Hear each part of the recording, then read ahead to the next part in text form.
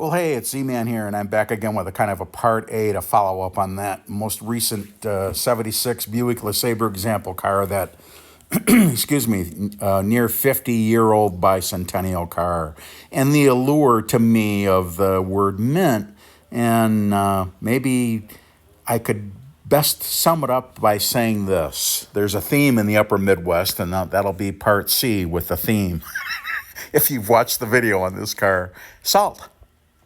Salt is a bad thing for us up here. Look, on the East Coast, you've got what? Hurricanes, floods.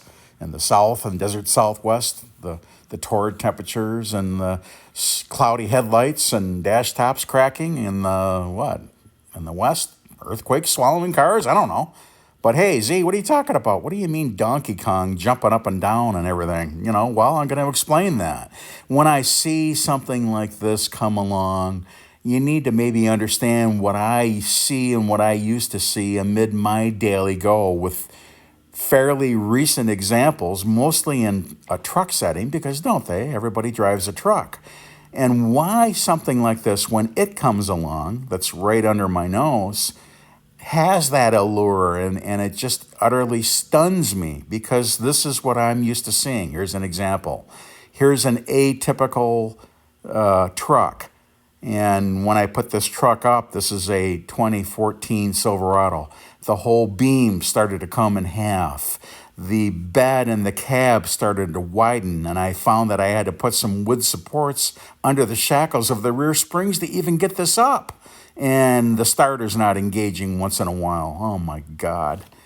So, what do? I don't want to be that guy that has to call these people and tell them, but I'm going to call and tell you, because if you go over a good crown of a railroad track, you're going to, the thing's going to come in half. So again, I look at this and it isn't any of that at all. And we're back again to the word allure. What do you mean Donkey Kong? Well, here's Donkey Kong. And I applaud these guys. I have no rights to any of this. I think these guys are amazing, and that's what makes a horse race. But that's what people love to see. And they'll take an example car like this and mutate it into that. All right. That's a little different, but again, that's what makes a race. So that's the reason for that remark. Here's another example of a beautiful LeSabre. Aesthetically looking at it, just gorgeous. And look, I put my pads under it and they went right through it. So sorry for the drama, but this is what I'm accustomed to seeing. And gosh, this guy's stepping on his gas pedal, and the only thing holding his foot in the car, like Fred Flintstone, is the juke padding in the carpet and that rubber back. And he doesn't realize it. He doesn't know. This guy in this setting, in this example, had just bought this car, and he had a coolant leak. And gee, I thought to myself, where's Bob Ballard? I watched the Titanic, and I remember the Rusticles, and he'd be kind of proud here because this thing looked like it hung on a chain right beside the Titanic. The whole beam of the car is ready to fall right out. And can you imagine? I had to call the guy up. Coolant leak? Some lady just died. It was the oldest human being in the world at, 117? And I thought to myself, my gosh, this car's 317. And you don't do surgery on a 317-year-old man, so to speak, in a car setting. So now you kind of understand where I'm coming from and what we here in the Midwest are accustomed to seeing. And then look you take all that expectant type of, setting? Yeah, there's the starter. You wanted me to look at it. It didn't engage on this one either very well. And then you'll see that little drop of that coolant leak. And you have to unlearn everything that you've seen and learned. And while the allure quickly, of an icicle on a beautiful day with all the different hues of lights is a marvel to look at.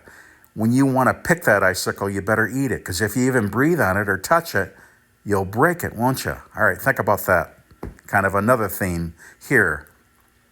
Look at the axle. Look at the iron bleeding. Bob, where are you? Hello? What about Bob? And see that bleeding iron. Again, very commonplace. Do you know what you're saying to put brake lanes on this? And then wheel cylinders, and then backing plates, and then calipers, and then banjo fittings, and then metering and proportioning valves. It's huge. Think of all the symmetry going on in the lines amid all the different geometry. What are you going to do? Get Uncle Buck at a bobsled and curl brake lines around 10 times until they terminate, for a length. And most guys aren't going to do that because they're either bubble fittings in the end or they'll mess it all up with compression fittings. It's just, there's a kind of an etiquette, kind of a protocol here when you do something like this, because you'll die. There's a liability factor, to say the least. So you can't just pop a wheel cylinder in. And when you marvel again at the icicle, then you open up all kinds of cans of worms. And then lines that are riding beside other lines are casualties of that situation. Again, very commonplace. And look at, there you go. Lo and behold, everything's just leaking and dripping. And while cars and trucks are designed with redundancy, if you do lose a line, say aft or forward or whatever, they'll counteract and hopefully get you, to stop in a safe manner. But there's the icicle again. Look at that little hairpin.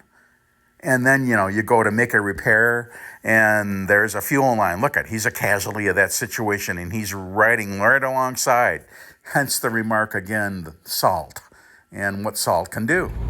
Okay, note to self. This is the first time since July of 1996 that I have had bug juice on my windows. So kind of like falling off a ladder when you're a kid, maybe you'll give me a kind of a partial pass here with my little compulsion and disorder. And it is a disorder. Look, I get it. It's a car. It's not a person. You don't wrap it in a velvet satchel. But that's just kind of how it goes. And you keep thinking, gee, I don't want that to happen to me. And, you're quite mindful of it. So here I am going out for a drive and I get pulled over by a state cop. Why? No stoplights. Just quickly as a side note here, nothing to do with the topic at hand. And look at, I had to hot wire those to get them going. They didn't have a brake lamp switch. I found that to be astounding. So don't give me a ticket. I'll get them going while you wait. Well, hurry up, he said, and I did. So again, not me. It's the disorder, the salt disorder. Saw a Star Trek episode once with a thing that sucked salt. I think that was one of the first episodes, and it reminds me of that. So there's that setting that I'm trying to assume perhaps that you will understand, that maybe you now better understand, and why I make the remarks that I make. And, after the allure of the interior and so on, it's what's underneath that really matters. I thought I said that too. All right, I'm Tommy Z.